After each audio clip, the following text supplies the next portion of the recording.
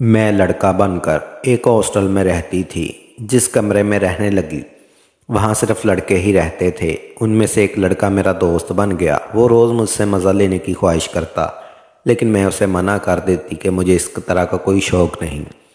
लेकिन एक दो बार उसने मुझे सोते हुए हाथ लगाया तो मुझे अजीब सा एहसास हुआ और लज्जत भी मिलने लगी। अब रोज़ ऐसा ही होने लगा। मैं सोने की नाटक करती और वो लड़का मुझे हल्का फुल्का हाथ लगाकर मुझे लज्जत देता। एक रात मैं अपने नीचे वाले कपड़े के बिना ही सो गई। मुझे पता था कि आज इस लड़के को पता चल जाएगा कि मैं लड़का नहीं बल्कि लड़की हूँ। जैसे ही रात हुई तो सोने का फिर से नाटक किया। अगले ही लम्हे मेरी रूह फना हो गई जब वो लड़का हाथ में मेरे दोनों, मैं और मेरा एक लड़का साथी उसके कमरे में रहते थे। और ये मेरा अपने मकसद की तरफ पहला कदम था। रात को मैं इस लड़के की मौजूदगी में सही से सो ना सकी, मगर मेरे कपड़ों या मेरे पहनावे की वजह से वो मुझे भी लड़का समझ रहा था। वो अपने फ़ोन में ही मसरूफ़ था, जबकि मैं थोड़ा झिझक रही थी और इस पूरे हॉस्टल में सिर्फ लड़के ही थे। मुझे कोई भी नोट नहीं कर रहा था। अब मैं डर थी, लेकिन रात होने वाले वाक़े ने मुझे ज़रा सा खौफ ज़्यादा कर दिया था। मेरी आंख लगी अभी कुछ ही वक्त गुजरा था कि मुझे एहसास हुआ कि इस कमरे में बहुत से लोग हैं जो कि आपस में कुछ बातें कर रहे हैं। मैंने सोचा उठकर देखूं, मगर आंखें बंद किए मैं लेटी रही। कमरे में अजीब सी बू आने लगी। मेरा सांस लेना दो बार हो गया था। मैं खांस से उठ बैठी। मुझे देखकर उन सबके हाथ में एक पल को मेरे घर फिर सब मसरूफ़ हो गए, लेकिन मेरी आंखें तो हैरत से खुल चुकी थी। सामने का मंजर देखकर मुझे लगा मैं बहुत गलत जगह पहुंच चुकी हूं। सामने 5 लड़के थे जो कि नशे में धुत थे, मगर उन लोगों ने मुझे कुछ नहीं कहा। मैं भी एकदम साथ लेट गई। नींद तो मुझे किसी सूरत नहीं आनी थी। काफ़ी देर तक वो लोग बैठे रहे, लेकिन मैं भी लेटी रही। फिर अचानक वो लोग तेज़ तेज़ हंसने लगे। मैं पल भर को डर गई, लेकिन फिर गहरा सन्नाटा छा गया। मैं समझी सब सो गए। डरते मैंने ज़रा सा झांक कर देखा तो झटके से उठ बैठी, क्योंकि वो 5 लड़के ज़मीन पर आड़े तिरछे लेटे थे और कमरे में सिर्फ उनके खराटों की आवाज़ें थी। मैं अपना सर थाम कर बैठ गई और सोचने लगी कि मैं कहाँ फंस गई। इसके अलावा मेरे पास कोई और रास्ता भी नहीं था। मुझे बहुत कुछ बर्दाश्त करना होगा और इस सब में मुझे अपने आप को काबू रखना है। अगली सुबह में सब लड़के मामूल के मुताबिक थे, लेकिन मैं सबको अजीब नज़रों से देख रही थी। मैंने हॉस्टल के मालिक से कहा मुझे दूसरे कमरे दे दे। उसने मुझे इस कमरे में शिफ्ट कर दिया। जैसे लड़के के साथ अब मैं रह रही थी वो ठीक था। मैंने एक रात जाग कर भी देखा कि वो अभी ऐसा नहीं, लेकिन ऐसा कुछ ना हुआ। मैं काफ़ी मूड में थी। अगले दिन मैं अपनी मंजिल की जानब जा रही थी जब अचानक मेरी नज़र नीचे वाले कमरे पर गई। वो कमरा बंद था और उसके पास एक चौकीदार बैठा था। मुझे लगा अजीब लगा, ये कमरा लड़कों का है और ये किसी पर्देदारियाँ और ये तालियाँ। मुझे इतना अजीब लगा, मगर इससे भी बड़ी बात इस चौकीदार का मुझे घूर रहा था। मैं किसी भी सूरत पर किसी को शक नहीं करवाना चाहती थी, इसलिए ज़रा गला खंगार कर बोली, चचा क्या बात है, मुझे ऐसा क्यों घूर रहे हो?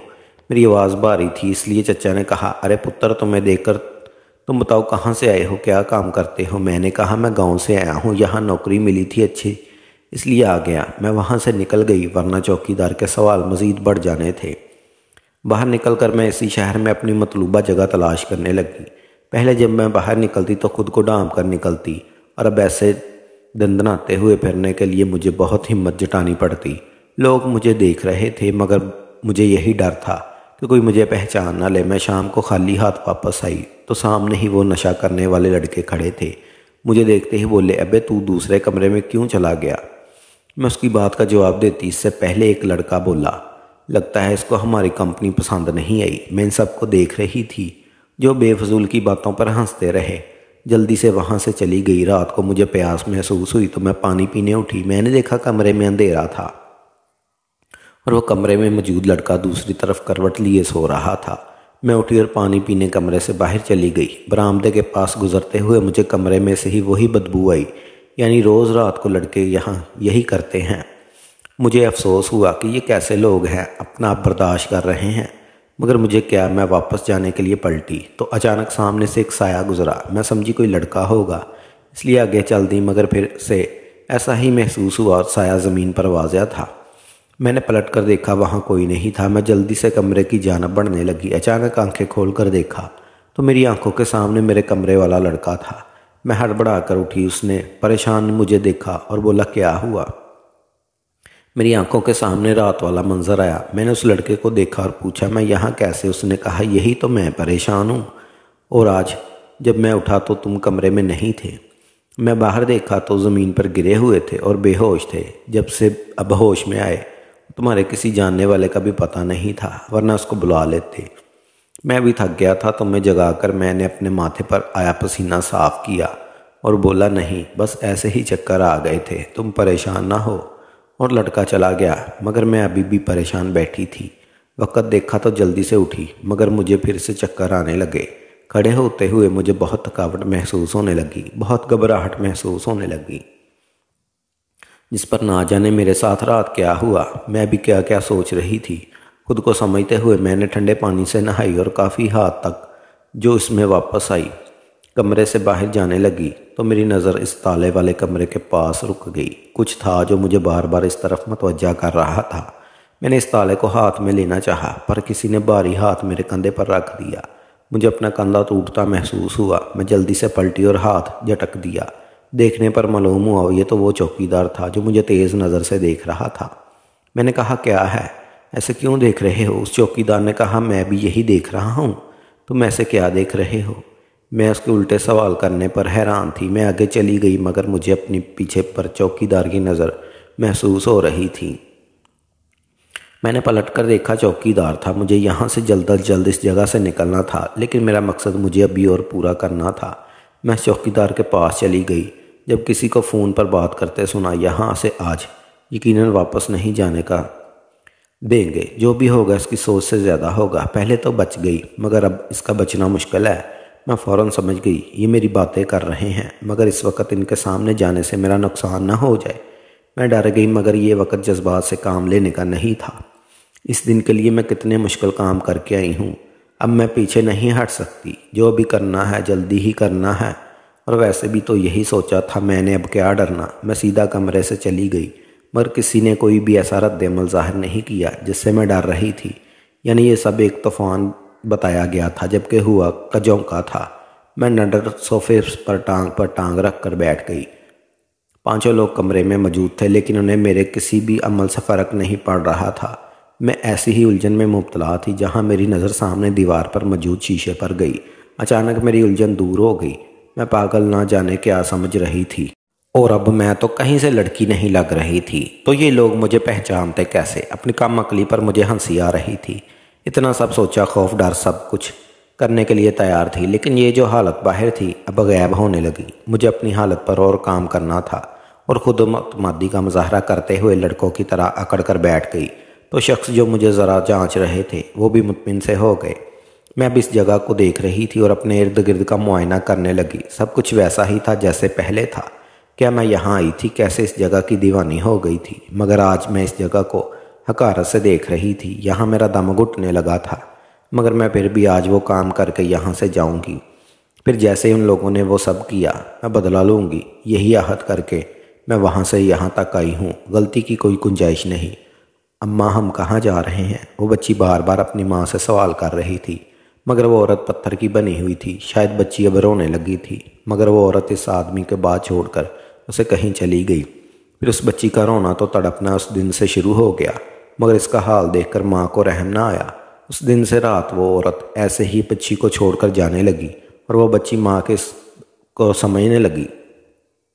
وقت پر لگا کر اٹھ گیا۔ وہ بچی اپنی ماں کو سمجھنے لگی، اس کی پہلی سلجھانے لگی۔ ماں کا سپاٹ چہرہ مجھے اب بھی سب کچھ بتانے لگا۔ ایک دن ماں نہیں آئی اور اپنی بچی بولی کہ اماں نے بھیجا ہے، مگر اماں نہیں آئے گی، اور اماں بھی کہیں چھپ کر بیٹھی تھی۔ اماں کی انگوٹھی جو ہر وقت ہاتھ میں پہنی تھی، مرتی کیا نہ کرتی، اس بچی کو اپنی بہن سمجھ کر ساتھ رکھ لیا، اور وہ میری ماں کی بیٹی میری بہن تھی۔ ماموں نے یہ کہہ کر گھر سے نکال دیا کہ ابا کے مرے ہوئے 3 سال ہو گئے، یہ بچی پھر کیسے میری بہن ہوئی؟ لیکن میں نہ مانی اور اس کو ہاتھ تھامے اپنی ماں کی خالہ کے پاس چلی گئی۔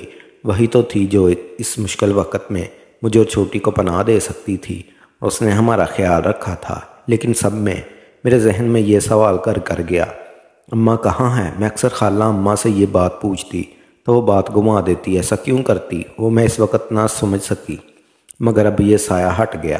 اور سچ کا سامنا میں کر نہیں پا رہی تھی۔ اب مجھے بس اماں سے ملنا ہی تھا جو اسی سب کا صحیح مطلب بتا سکتی تھی، مگر اماں سے میں کیسے ملوں کچھ سمجھ نہیں آ رہا تھا۔ جب خالہ اماں کی بات کرنے لگی تو میں نے اس سے پوچھا کہ اب تو بتا دے اماں کہاں ہیں۔ میری امید تھی کہ خالہ آج بتا دے گی۔ خالہ اماں نے کہا کہ بیٹی بس میں اتنا جانتی ہوں کہ تیری ماں کسی نے اپنے پاس بہت عزت سے رکھا ہے، مجھ سے بڑے مان اور اعتبار سے اس کا ساتھ مانگا، میں بھی مان گئی، لیکن اس سے زیادہ مجھے کچھ نہیں پتا۔ میں نے کہا کہ کیا بس اماں کے بارے میں یہی بات ہے؟ مجھے یہ بتا دے کہ وہ کہاں ہیں، مجھے میری ماں سے ملنا ہے، میں تڑپ رہی ہوں اپنی ماں کے لیے۔ اب بس ایک امید ملی ہے کہ اماں سے میں مل سکوں۔ خالہ اماں نے کہا کہ مجھے کچھ نہیں پتا۔ میں نا امید کھڑی، جبکہ خالہ اماں نے کہا بس یہ پتا ہے کہ اس خط میں راستہ ہے، اس جگہ کو ڈھونڈ لو۔ میں نے وہ خط لے لیا۔ اس خط کو پڑھے بغیر ہی مجھے ایسا لگ رہا تھا جیسے میری ماں مل گئی، مگر آگے کے مرحلے میں میری ہمت بڑھ گئی۔ میں نے وہ خط پڑھا تو مجھے لگا یہ ناممکن ہے۔ میں نے فی الحال یہ بات چھوڑ دی، وہاں تک جانا میرے لیے بہت مشکل تھا، شاید ناممکن ہی تھا۔ میں بس میں بیٹھ گئی۔ اس بات کو ایک ہفتہ گزر گیا اور میں ماں کو ڈھونڈنے کی ضد تقریب چھوڑ چکی تھی۔ وہ دن مجھے اچھے سے یاد ہے جب خالہ اماں ہمیں روتا تڑپتا چھوڑ گئی۔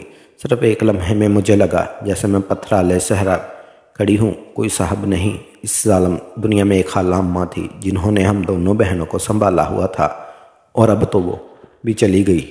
لوگ بہت تھے، اتنا محسوس نہ ہوا، لیکن سب اپنی زندگی میں مصروف ہو گئے اور میں یہ بات خاموشی رفتہ رفتہ وقت نے مجھے کافی سمجھا دیا تھا۔ اس علاقے میں رہتے ہوئے ہمیں کافی وقت ہو گیا تھا، اس لیے لوگ بہت شفقت سے پیش آ رہے تھے، لیکن یہ سب وقتی تھا اور میں یہ بات نہ سمجھ سکا۔ احساس اس وقت ہوا جب خالہ اماں کے بھتیجے نے مجھے اور میری بہن کو زبردستی بارش میں اس گھر سے نکال دیا۔ میں بے یار و مددگار گاڑی رات کے اس پہر اپنے ماموں کے گھر گئی اور ان سے مدد مانگی، لیکن وہ بھی کچھ نہ کر سکے۔ بس انہوں نے ایک بہن کو اپنے پاس رکھنے کا بولا۔ میں اپنے پاس گاڑی پیاری سی بہن کو دیکھا جو کہ صحیح سہمی ہوئی تھی۔ ایک لمحہ لگا مجھے فیصلہ کرنے میں۔ میں اپنی بہن کے مامی کے پاس چھوڑ کر انجانی منزل کی طرف چل دی۔ مجھے نہیں پتا تھا کہ میں کہاں جا رہی ہوں۔ اچانک میں گر گئی، بیگ سے رومال نکلنے لگے تو اس خط پر نظر گئی۔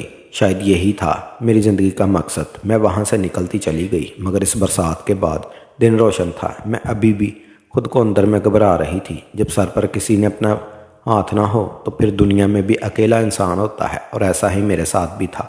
مگر میرا مقصد اتنا معمولی نہیں تھا، اس لیے مجھے آنے والے وقت کے لیے کچھ کرنا تھا، جیسے میری زندگی آسان بن جاتی، ورنہ جو عذاب مجھے سمجھا آ رہا تھا وہ آگے جا کر بڑھنے والے تھے۔ مرتی کیا نہ کرتی، نکل پڑی اپنی اصلیت چھپا کر، اپنی ہی شناخت چھپا کر ایک نئی پہچان لے۔ میں انجانی دنیا میں اپنی ماں کو ڈھونڈنے آئی تھی۔ اس حد کے مطابق میری اماں اس بدنام جگہ پر تھی، مگر یہاں تو مجھے ہر برائی نظر آ رہی تھی۔ اماں تو اس جگہ کا تصور بھی نہیں کر سکتی تھی۔ پھر کیسے میں ماضی کے سمندر میں گر گئی جب کسی نے میرے کندھے کو جھنجھوڑا اور بولا کہ یہ جگہ ایسی ہی ہے، یہاں تو شیطان بھی سو جائے تو پھر بندہ انسان ہے۔ میں اسے انسان کی بات اچھے سے سمجھ گئی، لیکن خاموشی نہیں، کیونکہ ابھی کوئی بھی قدم میری منزل سے دور کر سکتا تھا۔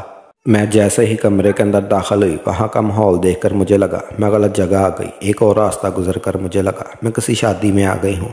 چاروں طرف روشنیاں، رنگین پردے، یہ سب تھا، مگر اس وقت تو یہ بات مجھے سمجھ نہ آ رہی تھی۔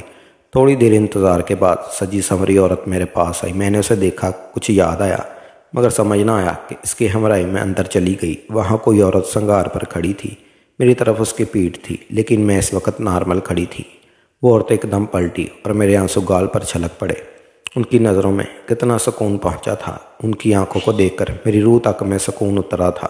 اچانک میں ہوش کی دنیا میں واپس آئی اور سامنے موجود ہستی کو دیکھ کر مجھے وہاں اپنا دم گھٹتا محسوس ہوا۔ میں تیزی سے وہاں سے نکلتا چلا گیا، خود ہی نکلتا گیا، مگر میری دھڑکنیں مجھ سے سنبھل نہیں رہی تھی۔ میں سڑک پر چل رہی تھی مگر دماغ وہیں رہ گیا تھا، سمجھ نہیں رہی تھی۔ میں سڑک پہ چل رہی تھی مگر دماغ وہیں رہ گیا تھا۔ ناظرین، آپ سب لوگوں کو یہ کہانی کیسی لگی کمنٹ کر کے ضرور بتائیے گا، اور ایسی ہی کہانی سننے کے لیے ہمارے چینل کو سبسکرائب کریں تاکہ نئی آنے والی ویڈیو کا نوٹیفیکیشن سب سے پہلے آپ کو مل سکے۔